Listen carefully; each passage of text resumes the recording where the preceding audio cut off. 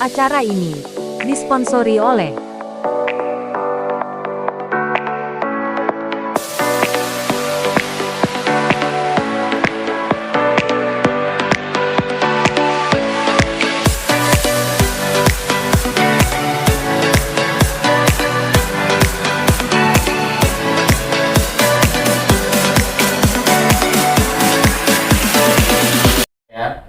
Assalamualaikum warahmatullahi wabarakatuh. Halo guys, ketemu lagi bareng gua Ewing di Ngobrol Bareng YK. Kali ini gua sama Kak Agus. Aku Agus di sini dan kebetulan kita hari ini dapat tamu spesial, sangat-sangat spesial karena kita hari ini Berkunjung. Berkunjung. Ya. Kita dapat tamu apa kita yang berkunjung? Kita yang bertamu ya. Kita yang bertamu ya. Kita yang bertamu dan kita sore ini ngebahasnya yang agak sedikit serem ya. Sesuatu yang Sesuatu berbau agak sedikit serem. tabu ya, Bu ya. Tabu dong. Tapi agak serem. Serem gitu. Iya. Oke. Bangsa kuntilanak dan yang lain-lain. Ya, kita bertamu di tempatnya Bunda Viena Bunda Viena. Widayani, Iya. PSI ya Bu Iya, ya. betul. Ya Bunda ini praktisi tumbuh kembang anak, guru SLB Negeri Purwosari dan owner lembaga terapi anak berkebutuhan khusus Rumah Belajar Anak. Yeay, tepuk tangan dong. Terima kasih Bunda udah ngizinin kita untuk datang ke sini. Kita mau sharing-sharing ya. Iya. Basically Bu Vina ini adalah dari psikologi. Iya. Psikologi ya Bu ya. Iya, Gini Bu, belakangan ini kita tercengang terutama di Kudus ya. Di Kudus ini ada beberapa case ya yang Betul sekali. notabene itu ada underage yang udah masuk ke dunia LGBT. Iya. Nah, sebelum kita jauh ke sana ya, LGBT itu apa sih Bun? Gitu. Sebelum nerangin tentang LGBT, Ya. saya mau ngucapin selamat datang ya, Yongs Kudus Entertainment. Terima kasih Bunda. Senang sekali saya kerawuhan ya, anak-anak muda yang berbakat di sini, punya talent banyak dan meliput berbagai aspek Betul. yang ada di Kota Kudus. Terima kasih banyak saya dapat kesempatan untuk ini ya, walaupun mungkin nanti sebentar sharingnya, tapi semoga apa yang kita sharingkan bermanfaat. Bermanfaat, amin. Kayaknya bakalan panjang Dan ya Bu. bisa ini. mengubah remaja Kudus yang Betul. sehat menjadi lebih sehat. Lebih sehat. Secara psikologisnya. Ya, Secara jadi psikologis. sebenarnya memang kalau menurut saya ini kayak semacam gunung es ya. Ya, betul. Dan kemarin kita sempat mau meeting ya Wing ya. Iya. Kita pas meeting di salah satu kafe, nggak usah aku sebutin kafenya, nggak jadi iklan, ya kan? Endorse. Kafenya bayar sama kita bro. Kita lagi bayar nih. Betul. Nah, jadi kita meeting di situ, aku tuh sempat kaget juga. Ada sepasang cowok, mereka datang berdua. Ya. Yang satu gayanya maskulin, kalau yang bisa dibilang metroseksual kali ya, Yes. metroseksual. Yang satu itu bajunya rapi banget, bersih, baunya wangi, mukanya glowing gitu kan. Cuman satu yang saya jadi agak cewek aja kalah loh glowingnya. Ya kalah makanya nih, Swear. glowing Cewek aja dia kalah pasti. glowingnya. Ini kru di sini nggak ada yang Nggak ada yang Ada. se-glowing itu ya. Iya Rif ya. apalagi kita harusnya. Iya. Itu dibahas kita loh. Nah, cuman yang saya jadi yang saya jadi kaget itu pas lihat nih cowok jalan. Jadi jalannya itu, kru aku bisa minta tolong tas, handbag atau apa? Tas KNN itu. Handbag, KNN. Ya. Ya. Nah, itu. Ya. So, Gini jadi ya. Aku praktekin dikit. Gini, pasti gini. Jalannya itu bawahnya tuh gini. Gitu ya Ini Bu. loh bawahnya gini sambil jalan. Saya sampai, hah? Ini serius nih cowok jalannya It's kayak true. gitu?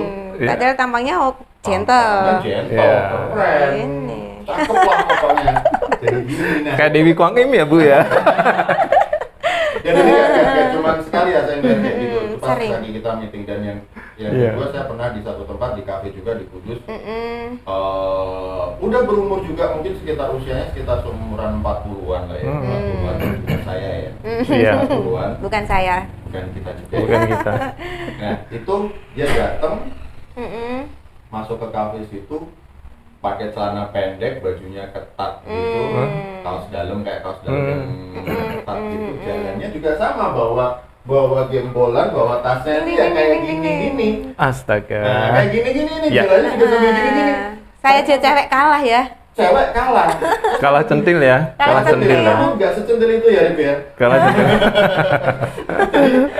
Nah, ini saya jadi saya bilang ini fenomena gunung es. Apalagi kita Betul. beberapa hari kemarin ada case yang ternyata masih anak pelajar. Mm-mm. Ya, lingkungan pelajar. Ya. Sekarang sudah masuk ke lingkungan pelajar.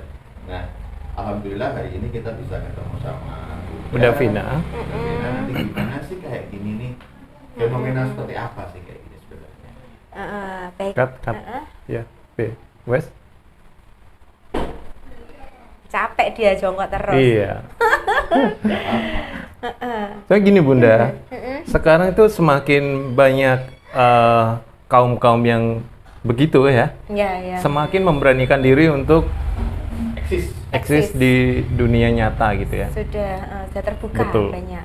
Nah, sebelum kita jauh ke sana, pengertian dari LGBT, terutama gay lah, gimana sih tentang penampilannya female sama feminine boy sama yang namanya gay, itu sama nggak sih? LGBT sendiri adalah lesbian, Gay. gay, Biseksual? biseksual dan Transgender. transgender. Jadi mereka itu ciri fisiknya kalau lesbian itu lebih ke maskulin ya. Maskulin ya? Tapi cowok? Tomboy banget. Tapi cewek Tapi gitu ya? cewek. Hmm. Yang sukanya pakai celana, terus nyon sewu ya, misalkan dadanya kan cewek pasti ada ya. Iya. Nah itu dirata-ratakan ya. Dipencet-pencet ya? Tapi tidak semuanya itu Emang bisa digituin? Pakai kemben ya? Pakai kemben ya pakai atau kemben apa? toh, betul. Iya. Pakai dirata-ratain, terus Diratain. pakai baju kaosnya tuh yang longgar itu bagi yang nggak berhijab ada, yang berhijab seperti itu juga ada. Kayak gitu ya.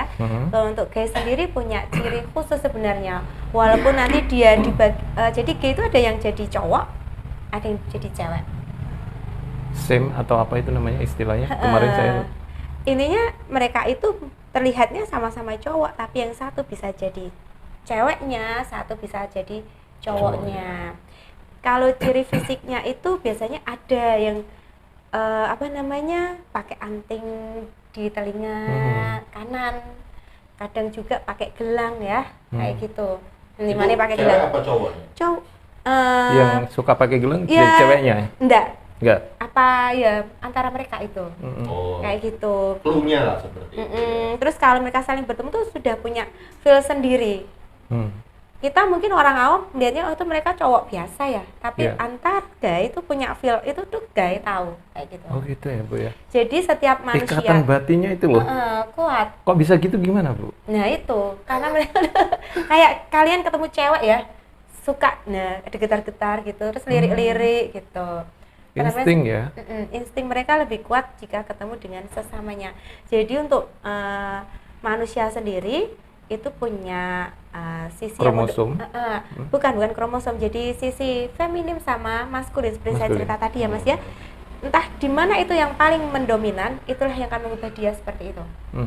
Misalkan Mas Ebi pasti ada sisi feminimnya, mungkin nggak tegaan, itu masuk sisi feminim Oh ya. gitu ya? Baperan, Suka Suka marah-marah. suka marah-marah sendiri gak jelas. Kayak PMS gitu Itu bukan ya, Mas, feminim ya. kali. ya ciri-ciri yang ada pada wanita pasti ada. Gitu ya? untuk Ada, LGBT. masih ada ini nggak tegaan Iya, Pasti gitu ya. ya, nggak tega. Tapi ada sisi yang karena Mas Ewin cowok, otomatis sisi dominan cowoknya lebih Kelihatan. maskulinnya lebih dominan ya. Tapi kalau orang-orang dengan LGBT itu berbalikan. Jadi Feminimnya lebih femininnya menonjol. lebih mendominan untuk yang Dominan. gay, biseksual ataupun transgender itu. Kayak gitu. Tergantung ya ada banyak penyebabnya. Bagaimana Iya. dia menjadi dominan itu ada banyak faktor yang menyebabkan dia menjadikan gay. Oke. Ya, kayak Kita lock itu ada beberapa faktor ya. dari beberapa faktor. Kalau itu beberapa orang LGBT ada ya yang sering sharing ke saya. Tapi sudah lampau ya, itu sudah masa lampau. Udah masa gitu. lampau, Sekarang udah orang-orangnya taubat udah, ya? udah tobatnya sih enggak sih? Enggak ya? Enggak.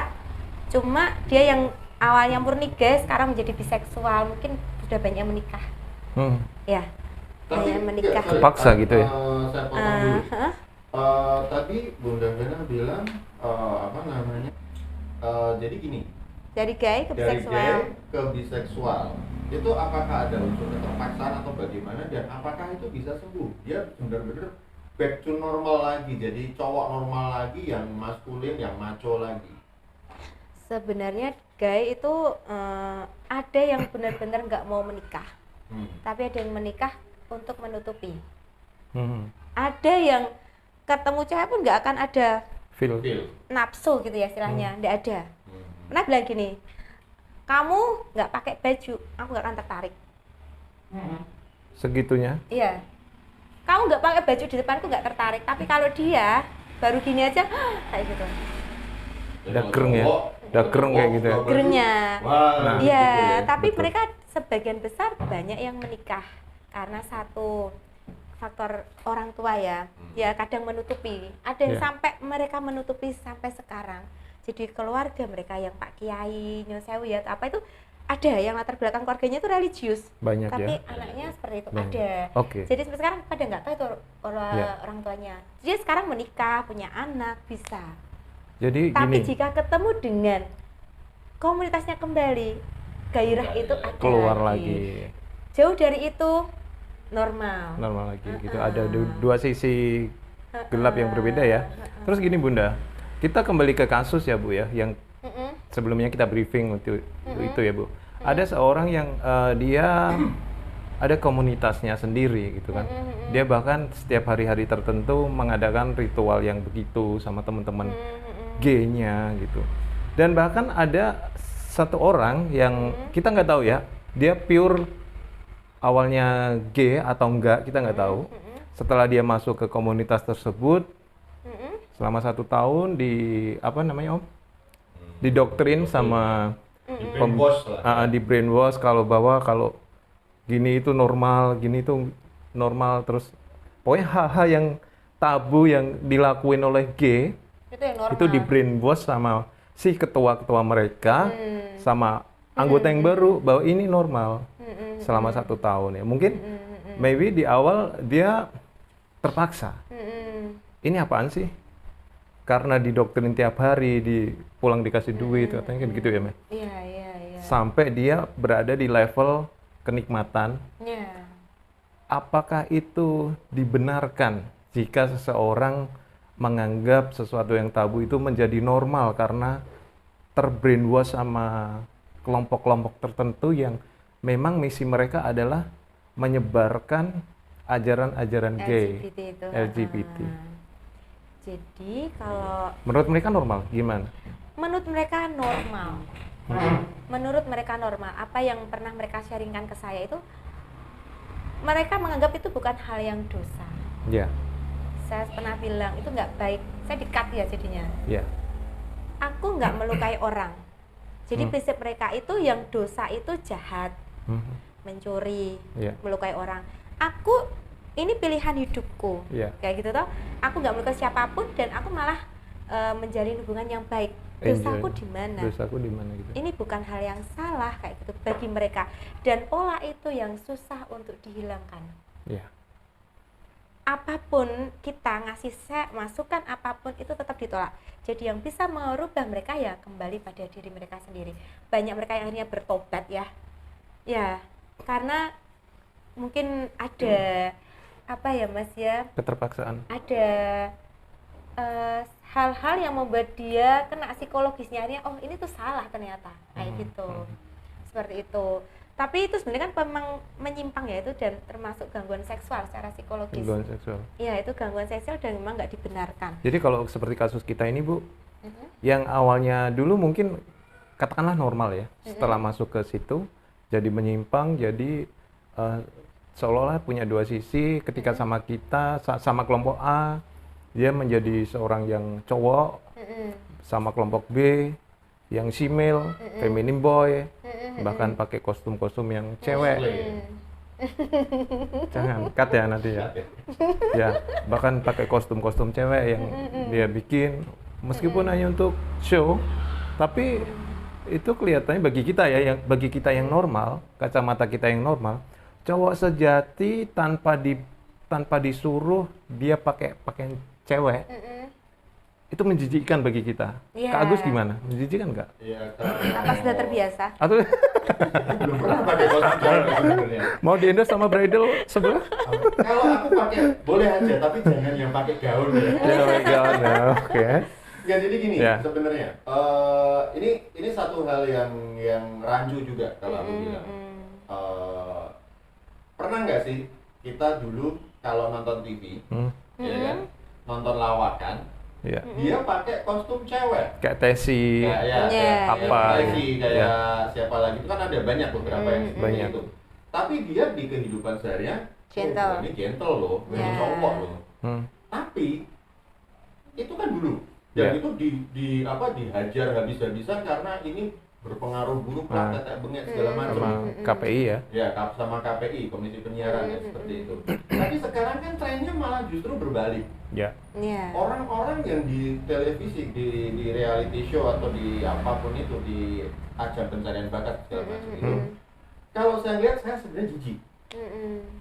Dia berkelakuan bajunya cowok, tapi kelakuannya lebay. Iya. Nah, apakah ini enggak ini? Jadi kalau kostum mungkin kita lihat dulu konteksnya. Ini buat apa dulu sih? Iya, Ini iya. buat seni peran. Nggak apa-apa.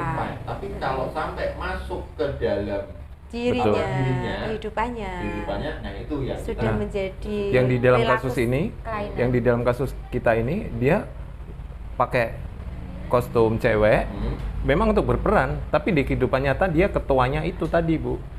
Yang kumpul-kumpul itu. masuk. Masuk lah. Betul. Dia membrainwash orang-orang yang dia kenal untuk menjadikan sebuah komunitas gay Iya. tersebut di kota Kudus Oh, semakin membesar. iya, iya. Dan aku herannya ini di Kudus loh ya. Ini di Kudus, Bu. Iya. Saya Kemarin dulu- saya kita sudah konsultasi sama beberapa pihak yang berwajib ya. Ada beberapa pihak yang berwajib ya, bukan hanya kepolisian dan lain sebagainya. Kita udah dapat restu bahwa untuk membongkar apa ya kasus tersebut itu rada-rada susah, Bu. Yang underage dia nggak bisa kena pasal karena belum ada pasalnya. Nggak bisa. Karena mereka saling sayang, saling cinta, bukan Iya, keterpaksaan iya, ya. Bukan keterpaksaan. Jadi gitu, guys. Ya, kayak Secara kita sama hukum. pacar kita. Betul. Kayak Secara hukum itu nggak bisa diproses, Bu, underage ya. sampai mereka tuh ada yang tukar cincin. Iya. Iya. Iya, memang Terus ada. Betul. bilang, aku besok mau pengen punya anak. Aku punya anak gitu. Terus aku mau mengadopsi. Adopsi. Saya bilang, psikologis anakmu gimana? Saya bilang gitu toh. Iya. Maksud apa di Ini apa ya? Itu di kamu Kudus, kan- Bu. Di Kudus. Di Saya sempat Kudus, penelitian guys. itu masalahnya. Oh. Di Kudus itu ada persatuannya, ada induknya, Oh, ada induk semangnya. ada. Oh, oke. Ini Entah satu fakta yang jujur saya Itu- kaget. Ya ada induknya. Ketuanya ini Ya bukan ketua sih? ini, saya Salon itu, salon ya. ya salon sudah Rumahnya sepuh. di Polos sana. Kalau di Polos saya kurang tahu. Itu rumahnya. Itu kan gitu. Iya, iya. Oke. Itu, jadi mereka itu ada induknya ya Mas ya. Intinya tuh apa ya mereka nyebutnya saya tuh lupa. Mami. Mami ya tuh. Kayak Lupa gitu saya, ya, Mas. pokoknya gitulah. Pokoknya ada induk Ya. semangnya, dia membela. Marah ya marah-marahan. gitu. Arif jangan bengong. So, Dilihat jadi- kameranya yang jadi aneh. So, jadi gini teman-teman. Ya, ya. Jadi kita mesti harus waspada nih Ya. sebenarnya. Kita yang melihat kota Kudus ini selama ini kota Aman. yang religi, kota yang aman, Betul. banyak pondok pesantren dan segala macam. Ternyata ada. Tapi ternyata bahaya itu Banyak. ada. Ada ini di, Banyak. di depan mata Saya kita. penelitian Depan mata ini kita. tahun 2005 2005. sudah ada itu Sudah. komunitas ini. Komunitas Mereka apa? sering adain pertemuan event, tapi saya nggak pernah boleh ikut masuk. Karena apa? Kamu masuk nanti tetanggamu malu sama kamu.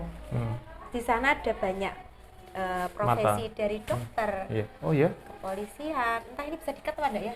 Saya takut Ya, ada beberapa profesi lah ya. Nanti kita Ya. Takutnya itu Ada beberapa. ada beberapa profesi Profesi. yang bagi kita itu gentle, profesi gentle ya maksudnya. Ternyata iya. Ternyata Kalau dia profesi ikut salon sih wajar juga, ya. Wajar ya. Nah, itu persatuannya daerah Kudus, Jepara, Pati. Sama persis sama Mereka- kelompoknya mereka. Mereka ini kuat banget. Kayak gitu. jadi ngeri juga Jadi ya. kalau mereka kadang sharing ke saya ya, kita kan dianggap sahabat ya itu. Iya. Ya udah, duduknya saya sama dia itu lebih gemulai dia. Gini, kalau manggil saya tuh jeng, kadang cinta gitu ya, jeng kayak gitu. Jadi kadang waktu itu kan kita Nggak pada habis belum pikir loh, nikah Kak. ya, belum nikah ya saat itu. Iya. Ya ibu saya bilang, itu laki-laki datang main jam 9, mau tak suruh pulang, kok ya nggak laki-laki. Iya, setengah. Tapi kalau casing mah laki-laki. casingnya cowok. Casing cowok. Jeroannya Kayak pada kamu tahu. loh mas, kayak kamu orangnya putih kecil Ya. gitu. Foto kecil. Curhatan mereka ya soal cowok mereka. Astaga.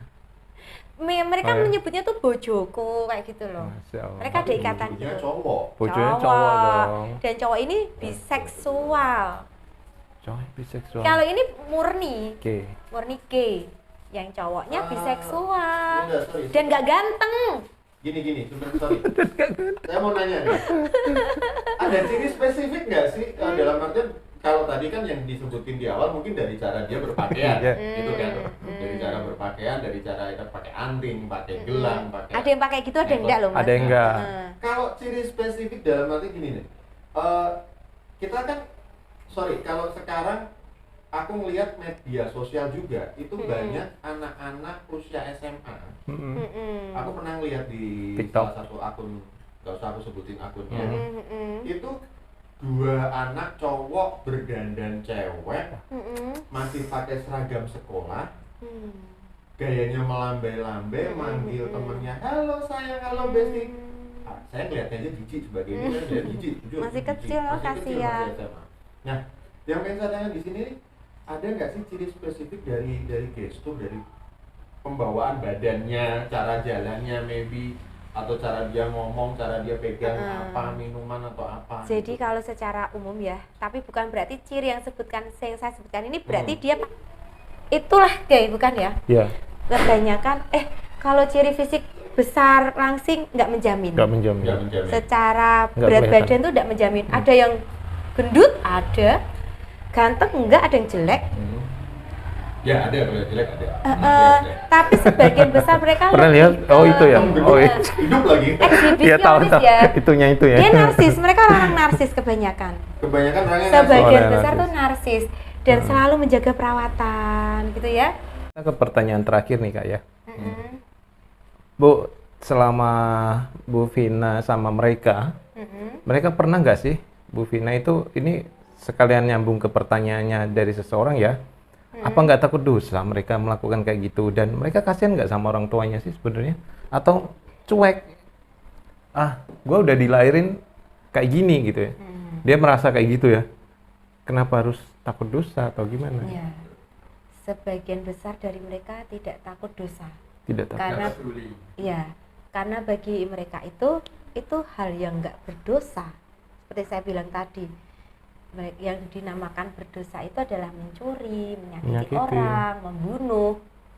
Sedangkan dia tidak menyakiti, dosanya di mana? Kayak gitu. Itu Bagi mereka ya. itu yang susah kita Mindsetnya. mindset itu susah kita ubah. Nah, terus apakah mereka akan merasa bersalah dengan orang tua? Tidak, karena dia merasakan emang ini aku. Kenapa orang tua harus bersedih? Kenapa saya merasa bersalah sama orang tua? Justru jika saya apa ya mas? Maksudnya jika saya ini berubah jadi yang seperti orang tua saya inginkan, berarti saya juga menyakiti diri saya sendiri. Nanti menyakiti pasangan saya. Ya. Untuk ini ya untuk gay ya, tapi untuk biseksual mereka masih bisa mengolah mindsetnya itu sehingga dia mau menikah dengan alasan satu, nutupi kelainannya satu. Ya. Tapi karena dia bisek, jadi masih tetap bisa melihat cewek cantik ya, kayak gitu. Jadi dosa, mereka menganggap itu bukan dosa. Bukan dosa. Sampai kapan? Ya sampai tadi ketemu hal-hal yang trauma yang bisa mengguncangkan dia, menyadarkan dia sendiri untuk kembali. Istilahnya hidayah ya. Hidayah. Tapi dia bagi mereka tuh seperti apa kita nggak tahu juga Nggak ya mas tahu. ya. Tapi hidayahnya nggak berupa ini ya, keranda terbang. Tapi sampai sekarang teman-teman saya yang seperti itu masih tetap Eksis. orientasi ke Iya, situ. eksis orientasi di situ. Iya, cuma mereka sudah banyak yang menikah. Hanya saja mereka tidak bisa menghilangkan rasa itu. Sampai sekarang udah usia 40-an loh, berarti ada yang lebih loh, 45-an. Dan itu sudah banyak yang menikah. Ada yang enggak tapi. Sebagai closing statement nih, apa Om Agus? Gini, sebenarnya. Sebentar. Jadi di Kudus itu walaupun Yeah. kita kota religius, penelitian saya ini tahun 2005 juga seperti itu, ternyata kota religius pun tetap ada komunitas LGBT. Banyak sekali. Bukan berarti religius berarti bersih ya, tidak, semua itu kembali ke masing-masing pribadi. Dan tadi sempat tanya ya, bagaimana biar anak-anak ini tidak terlalu terkontaminasi. Tugas keluarga di sini adalah membentengi anak sejak dini. Kita bisa memberikan pendidikan seks sejak dini. Seperti tadi ya, tidak memakai baju kaos porot aja keluar. Ucapkanlah kata-kata yang sopan. Itu sudah termasuk seks dini. Memberikan pengetahuan seks sejak dini itu sesuai dengan usianya, dan cara kita menyampaikan itu pun berbeda dengan anak usia. Dari usia 3 tahun sama anak 5 tahun, 7 tahun, 9 tahun, sampai 14 tahun pun tuh cara penyampaiannya berbeda. Mungkin kalau anak-anak dengan ada lagu ya, bagian mana yang boleh disentuh, tidak boleh disentuh itu loh. Nah, sudah diajarin, itu sudah membentengi sejak dini biar tidak terjadi pelecehan seksual yang mengakibatkan di kedepannya ada penyimpangan seperti itu. Nanti mungkin usia remaja kita bisa ajarin lagi pendidikan seks sesuai usia remaja, tapi tetap mereka butuh pendidikan. Jadi jangan dibilang anak kecil kok diajarin seks, bukan ya, tapi cara penyampaiannya saja orang tua, porsinya ya beda-beda. seperti itu. Kamu boleh pelukan dengan siapa saja, dengan ini itu sudah menjadikan pendidikan seks sejak dini. Dan membatasi apa ya Mas namanya, orientasi dia, mainan dia. Sebenarnya kalau anak-anak cowok main boneka enggak apa-apa bagi saya. Cewek main mobil-mobilan enggak apa-apa, karena kalau anak-anak permainan itu hanyalah sebuah permainan. Tapi imajinasinya dia akan mengenal berbagai mainan ya. Tapi nanti semakin dewasa kita tetap mengarahkan ke sesuai dengan gendernya. Tapi masih kecil kasih boneka ya enggak apa-apa. Dikasih laki-laki boneka bagi saya enggak apa-apa. Tapi nanti bertambahnya usia kita kenalkan dia dengan hal-hal yang lebih sportif, jika itu laki-laki, jika itu perempuan hal-hal yang lebih girly kayak gitu ya. Tapi itu tetap kembali kepada anak dan pola asuh orang tua kayak gitu. Jadi di sini bisa saya simpulkan, mohon maaf dikoreksi kalau mungkin salah ya. Iya. LGBT itu sebenarnya tidak bisa disembuhkan. Akan tetapi dia bisa hilang kalau memang sudah ada keinginan dari dalam dirinya sendiri. Betul. Betul ya. Nah, berarti ini sama aja dengan, sorry kalau aku nyamain LGBT kayak drugs ya. Sebenarnya hampir sama. Drugs masuk rehabilitasi, mau dibikin apapun, kalau dia kembali lagi ke komunitasnya, dia akan terkenal lagi. Iya. Bisa jadi terkenal lagi. Dan sama halnya dengan LGBT. Iya. Itu yang pertama. Yang kedua, kembali lagi ke peranan keluarga. Betul. Peranan keluarga, jangan sampai si anak ini kita arahkan, kasarannya wong Jawa ki diculke ndase digojaki buntute. Jadi dia dikasih kebebasan, tapi orang tua itu juga harus memantau. Iya, betul. Kemana sih anakku pergi, Betul. kemana anakku berkegiatan. Betul. Nah, dan yang terakhir, pendidikan seks sejak usia dini itu saat ini itu sudah bukan hal yang tabu lagi. Betul. Asalkan sesuai dengan porsi usianya. Dan yang terakhir, kembali lagi ke agama. Betul. Ya, karena di Kudus ini kota yang religius, kota banyak pondok pesantrennya, sekolah-sekolah agama juga banyak. Iya. Berdasarkan agama, jadi nggak ada salahnya kalau orang tua sekarang ini cenderung lebih dipupuk untuk ke agamanya, betul, ke sisi religinya. Jadi saya yakin insya Allah kalau misalkan di keluarga ini sudah terbentuk komunikasi. Ya, komunikasi antara yang baik. orang tua dengan anak. Yang Jadi sehat. sekarang anak itu mungkin karena saya juga punya anak.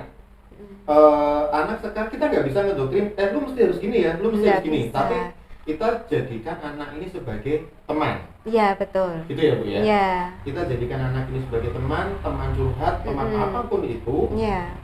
Yang penting kita bisa ngasih solusi buat anak. Itu anak akan merasa terlindungi. Betul. Monggo kalau misalkan ada yang kurang silakan kita beri. Iya, betul. Iya. Apa yang disampaikan sama Kak Agus itu betul sekali. Jadi memang peran utama di sini adalah orang tua. Orang tua. Orang tua kembali lagi ke keluarga. Ke keluarga. Tapi kalau orang tua udah strength ya, dia mendidiknya udah bener, tapi ternyata di luar kayak kasus kita ini kan di luar dia salah circle, Iya. akhirnya terjerumus sampai Iya. ikut Berarti itu mereka. ada miskomunikasi. Mungkin saat Iya, remaja benar. tadi ya. Jadi ada hal yang nggak disampaikan secara gamblang kepada orang tua, tidak dikomunikasikan pada orang tua. Misalkan Mas Ewing di luar punya komunitas, dia diem aja. Kalau Mas Ewing cerita kepada mamahnya, "Ma, aku punya teman kayak gini," otomatis mamah pasti tak itu ya. Itu kan gini-gini. Tapi mungkin enggak cerita. Enggak cerita. Nah, itulah perlunya pendampingan orang tua dari 0 sampai 14 tahun, bukan hanya sampai 7 tahun. Mas, malah usia remaja tuh Mas yang perlu diwaspadai, Diketatin ya. didampingin. Iya, ketatnya tuh ketat kendo kencang gitu loh. Jadi kan kita itu sahabatmu, kamu ceritanya ke mama. Sebelum kamu cerita ke orang, ceritanya ke mama. Itu juga sudah saya tanamkan pada anak saya. Apapun yang terjadi sama kakak, yang paling tahu harus mamah dulu. Apakah itu hal sedih atau bahagia, mamah kasih tahu dulu. Saya bilang gitu. Ya, jadi segala yang dipendam keluarlah. Waktu itu mungkin nggak bisa cerita ke papahnya, nggak bisa cerita ke gurunya. Jadi saya bisa memberikan motivasi dan oh itu benar, itu salah. Itu saya mau menjadi itu sahabat dia sampai dia mungkin remaja. Jadi dia sudah terbentuk jati diri, karena remaja kan masih bingung atas jati diri ya. Nah, tugas kita sebagai orang tua mendampingi itu. Mungkin Mas Agus, Kak Agus kan anaknya remaja, toh ini remaja. malah Jadi, lebih berpengalaman cara dampinginya. Kalau saya berpikirnya gini, kalau untuk jadi saya bagi jadi tiga step. Anak-anak ke remaja, remajanya sendiri, terus remaja ke dewasa. Jadi kalau bagi saya mungkin ini sekalian kita curhat aja kali ya. Mungkin nanti teman-teman yang lihat podcast kita mungkin juga bisa belajar dari situ. Usia yang paling bahaya di sini sebenarnya di usia remaja, karena remaja ke dewasa, karena dia pengen menunjukkan jati dirinya. Who am I? Siapa gue sebenarnya? Gitu. Perlu dikontrol di usia ini. Kamera loh, Sar. Kameranya malah tidur. Capek dia. Kamera ada kontrol, kadang auto off itu. Overheat juga. Mau sholat Ya. di sini. Enggak mau ke masjid. Oke. Gitu sih ya. Mungkin obrolan kita sore hingga petang ini. Ya, pesan-pesan sebelum kita closing, Bunda. Sebelum apa? kita closing mungkin ada Untuk pesan. orang tua yang ada di sana untuk menjaga anak-anaknya supaya terbebas dari jeratan kaum LGBT. Mungkin di rumah baik-baik aja, tapi kita kan nggak tahu komunitas anak-anak orang tua kan gimana. Ya, yang seperti saya sampaikan tadi, yang perlu orang tua lakukan adalah komunikasi. Satu hal, komunikasi dan perhatian yang lebih, bukan pola asuh yang apa Mas namanya? Materi aja ya. Bukan pola asuh yang otoriter. Otoriter. Bukan pola asuh yang memanjakan.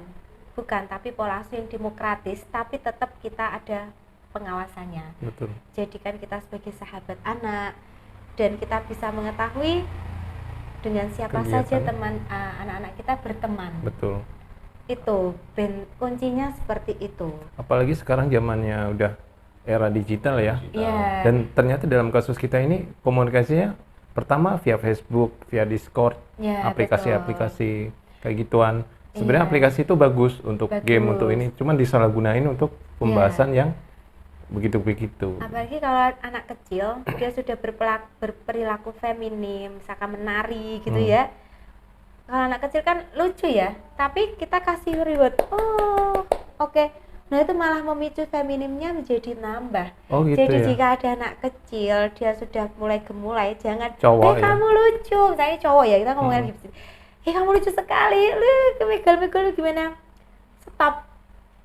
Nggak boleh. Dengan diberi ribet seperti itu kan anak tiba-tiba didandanin, kakaknya usil ya, dikasih dikasih jilbab, lipstik apa. Itu sama aja bentuk dorongan motivasi untuk dia menjadi seperti itu. Malah tambah jadi. Nah itu mungkin awalnya lucu, gemoy gitu ya, anak-anak kecil SD, TK, terus joget-joget di video, di share di medsos itu ya, sering saya lihat. Nah malah itu dia menjadi semangat seperti itu, bibit-bibit itu muncul dari situlah feminimnya itu jadi lebih didominankan. Awalnya enggak ya, jadi ada kesempatan itu, makanya kalau ada kecil itu sudah stop, sama kayak gini, nanti kalau kamu nakal tak sunati. Nah anak nggak mau sunat akhirnya, karena ada bilang itu, oh berarti sunat itu anaknya kan jadi trauma ya nanti. Nah jadi jangan pernah, sama aja kayak gitu, jangan pernah memberikan doktrin, nah kamu nakal tak sunati, nah gak gelem tak sunati, dia kan bakal takut sunat. Sama kalau ada anak yang gemulai sejak kecil, sudah kita stop, jangan terus kita ribut, namanya aja ribut ya, itu berarti kan apa ya, suatu hadiah, dia berarti tindakanku tuh benar, membenarkan apa yang harusnya tidak benar. Nah jadi stop, jadi kalau bisa di stop, sudah jangan diteruskan. Nah itu bisa membantu memutuskan rantai LGBT kayak gitu. Tadi kembali lagi ke keluarga, teman-teman, kembali lagi ke keluarga. Ya, Kalau yang sudah punya tetap keluarga. Kembali lagi ke keluarga, perhatian jangan Ya, sampai betul. ini.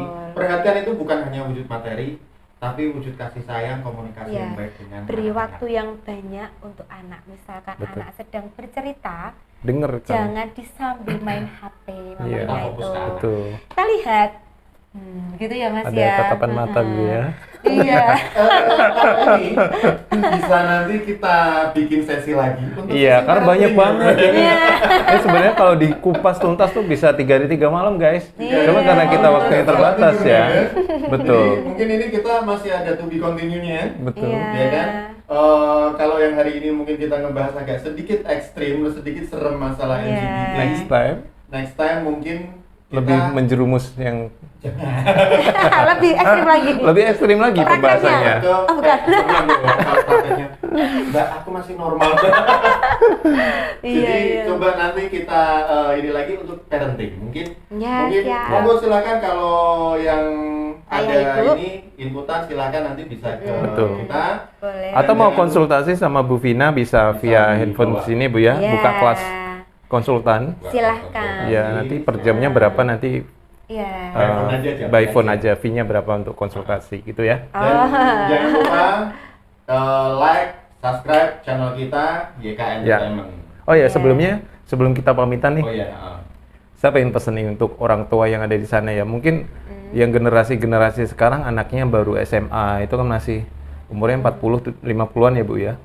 Masih tahulah tentang Android ya. Sesekali dicek handphone anak kalian ya. Iya, betul. Anak bunda, ada aplikasi percakapan, dicek isi chatnya ini apa aja gitu ya. Betul. Karena si kasus ini awalnya dari chat itu, dari Discord, dari video call rutin tiap malam pembahasan. Nah itu sangat harus diwaspadai. Waspada itu betul. Mulai ketemu virtual, ketemu online, terus di ketemuan beneran sampai jadi kayak gitu. Jadi itu aja, terima kasih Bu Vina atas waktunya udah izinkan kita untuk mampir mengobrak-abrik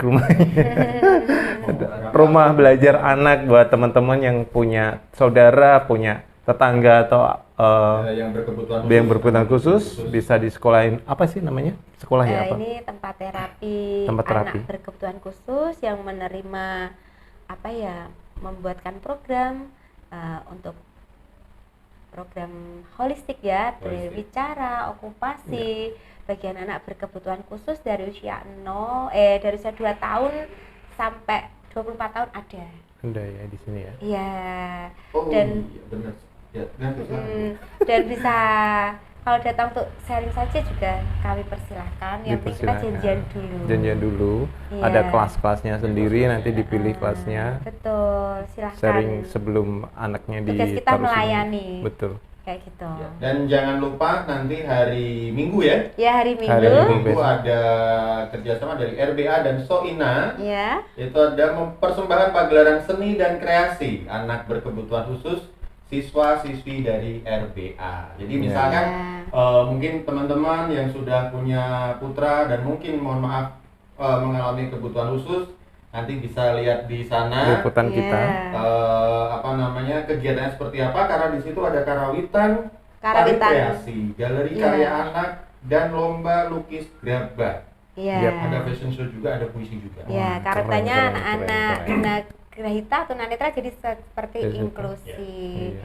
Jangan meremehkan anak-anak Jangan meremehkan, berkebutuhan Kebutuhan khusus. khusus. Seperti apakah Lokasinya caranya? di mana? Di Pondok Kreativitas Soina. Iya, di belakang Mulyate. SMP 1 Jati. SMP Jati, SMP 1 Jati. SMP 1 Iya. Jati. Silakan datang, jangan lupa. Masa saya juga ya kayaknya datang ya. Siap. Kita pasti akan datang. Pasti akan datang Bunda. Tinggal bensinku berapa ya? Minta sama sponsor ya. Iya, ini nggak ada Sama sponsor sih. sponsornya. Oke, gitu dulu guys.